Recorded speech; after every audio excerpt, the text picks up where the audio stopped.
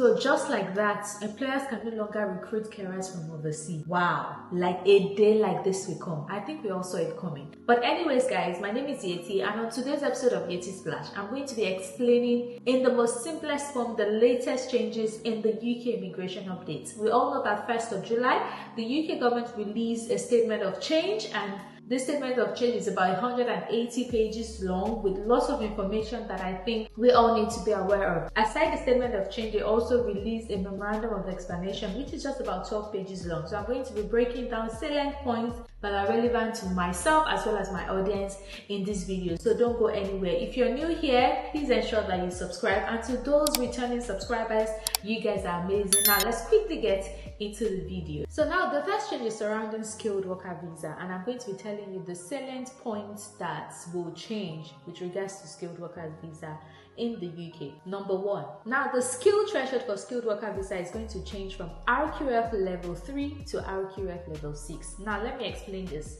RQF is like a standard that they use to measure qualifications and skills in the UK. So level 6 is degree level, while RQF level 3 is a lower level.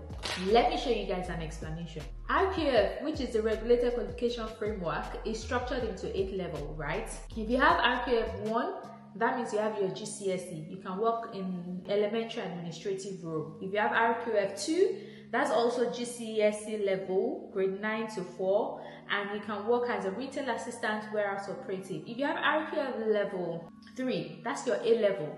So you have advanced apprenticeship, you can work in care home as manager, chef, technician. If you have RQF level 4, that's HNC, higher apprenticeship.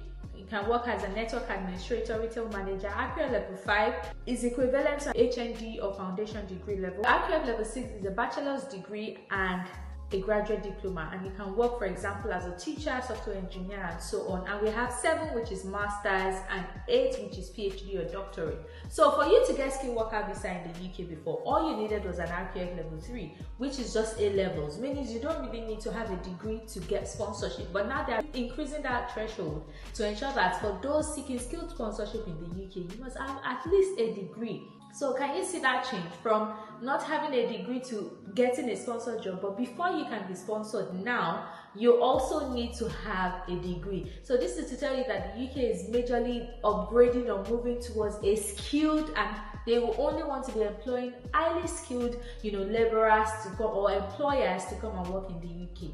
180 occupation will no longer be eligible for skilled worker visa in the UK. They're removing 180 occupations from the immigration salary list.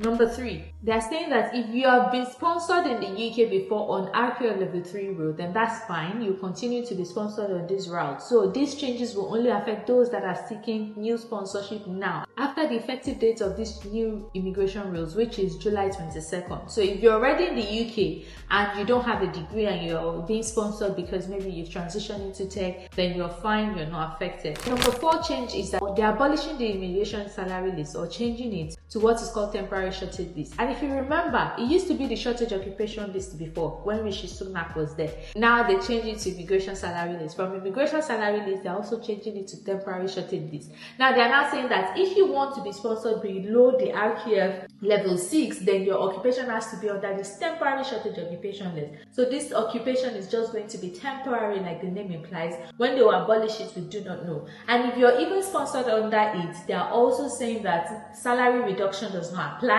So whoever is employing you still need to pay the ongoing rates for that job. There will be no salary reduction or every other perks associated to your job being on the immigration salary list or shortage occupation list, like it was called before. The number 5 change is now the very big one. So if you're being sponsored under RQF level 3 to 5 roles, then you cannot bring dependents. So in the earlier part of this video, I told you some of the occupations that fall within this RQF rule. So if you fall under any of that, maybe you're seeking sponsorship as an administrative staff or any role that is below RQF level 6, that is from 3 to 5, you cannot bring dependents, which makes no sense. It just wants you to come and work for them cheap labor, but you will not be able to bring dependents. But however, if you're in the UK and your occupation code is below RQF level 5 and you have dependents, you continue to be on that road. So in essence, this law does not operate retrospectively. It's only affecting those that will be applying for sponsorship after this new law take effect, which is from July 22nd of this year. Number 6 is also an exemption for those applying for skilled worker visa in the UK and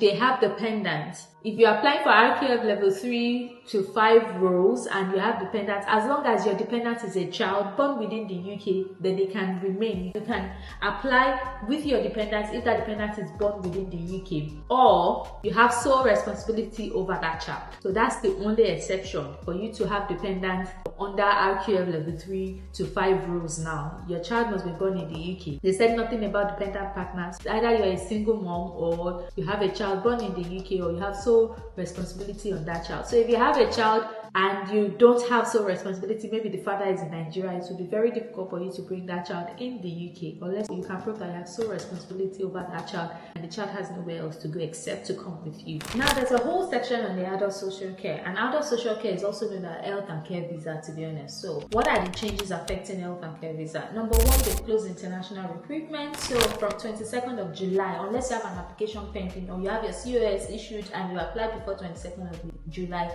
you can no longer get a job in the UK from your own country. So for example, if you're in Nigeria or you're in Ghana or any part of the world, you can no longer apply for a job in the UK to work as a carer and then they should sponsor your visa. That is totally closed. So international recruitment to health and care workers totally closed. That changes number 1. Number 2, in-country applications for those switching visas will continue. So if you're in the UK and you want to switch your visa, you have the opportunity to do that till 22nd of July 2028.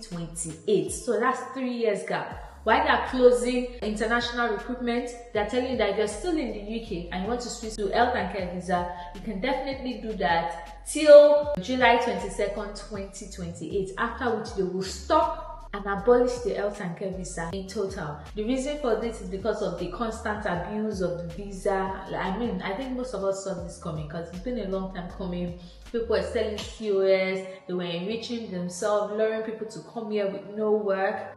But those who genuinely found job and moved through this route, I'm glad you were able to do that at the time that it really mattered. That's why I always tell people, procrastinating on your travel journey is a big red flag. You cannot procrastinate, especially because immigration rules always change and we don't know what the changes will be. So congratulations to those that were able to make it to the UK via this route. Lots of people traveled, like a lot, even in my community. A lot of people took advantage of this, and it's better that people were able to at least benefit before the cancellation of the visa. But if you're in the UK, maybe on a student visa or any other visa, you want to still change to health and care visa, you have until July 22nd, 2028 to do so. Changes number 3 to the adult social care visa, which is health and care visa, that is under code 6135 and 6136. Yes. For you to be sponsored in the UK, you must have legally worked for your employer for at least 3 months. Yes, so if you want to seek health and care visa now in the UK, you must work for your employer for at least 3 months before they can issue you a certificate of sponsorship. Changes number 4. So the requirement for sponsors to first, recruit within the pool of people who have no job in the UK has been removed. We know that prior to now, they made this announcement that before employers can recruit overseas, they have to ensure that they recruit those who have lost their job or their license have been revoked from within the UK. But now they're saying that they removed that, which makes sense, because obviously they're saying people cannot even recruit overseas anymore. So for you to sponsor anybody now in the UK, you don't need to even let them know that, there's a pool of people that you've actually checked and you were unable to give them sponsorship before bringing people from outside. So they did that law because of the abuse of people issuing COS or selling COS to those outside the country. But now that they stopped international recruitment, employers no longer need to show that, they are unable to recruit people within the UK. So they had to remove that. Now to number 5. So they had some clarity to the code 6131. Now the code 6131 is the code that allows you to work in the UK as a carer, in quotes. They call them nursing assistants or nursing auxiliaries, but they are still like carers. But that code allows you to then bring dependents or remain in the UK with your dependent. So they're saying that to avoid abuse of that code now, that code will only apply to roles where registered nurses exist. So no care company can just start up a care company and then apply for a 6131 code for nursing assistants or nursing auxiliaries. No, you must prove that you have registered nurses working in that facility before you are able to issue COS under that code, because that code allows you to bring dependents. That's the code. If you apply for job with the NHS, that's the code they will most likely give you, and you'll be able to remain in the UK with your dependents. So now, what's the implementation date of all these rules or all these changes? The implementation date is 22nd of July 2025. So all these changes will come into effect 22nd of July 2025. And yes, I almost forgot, immigration salary list is also increasing. So they are increasing the salary from 38,700 as we know it to 41,700, which is insane because people are even finding it to get sponsored job with that amount of money.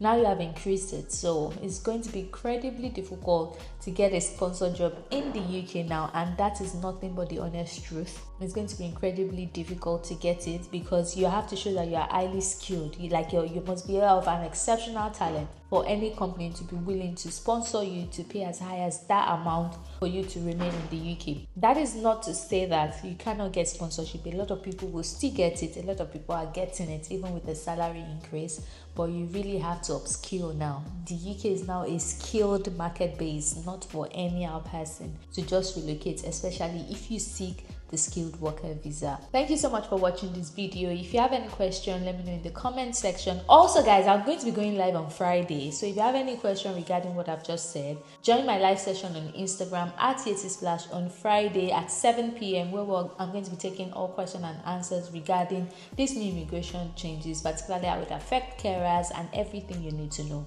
So you can ask your question now in the comment section. I'll do my best to answer, and if you still want to ask directly, or sometimes it's easier to ask this question, then join my live session where you can just type in your question in the comment box and I'm able to answer it, or you can even join me live and then ask your question there on live and we'll discuss it. Don't forget to like this video, share, keep following Yettysplash for more. Bye guys.